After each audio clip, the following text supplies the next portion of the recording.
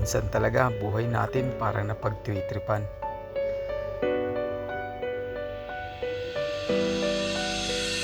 Tulad ngayon, akala ko di na ako maho-homesick. Akala ko di ako mapapagod. Akala ko kaya ko. Pero di pala. Unti-unti palang bibigay. Dati, akala ko kaya kong malayo.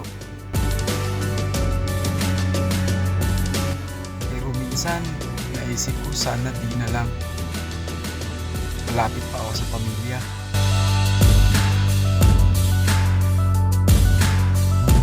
Masaya.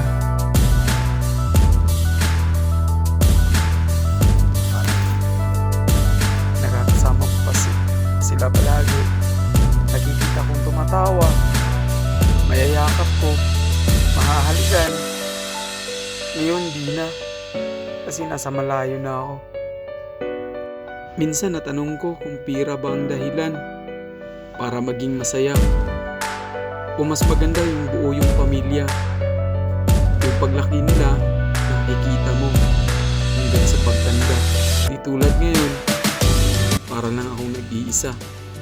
Parang unti-unti hindi ko na makakaya. Pero pag nakikita ko silang tumatawa, naglalaro sa harap ng camera, unti-unting bumabalik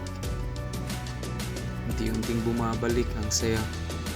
Alam kong pangarap ko ang dahilan ba't ako nandito para sa kanila. Mahal na mahal ko kayo. I love you. Mahal na mahal ko kayo.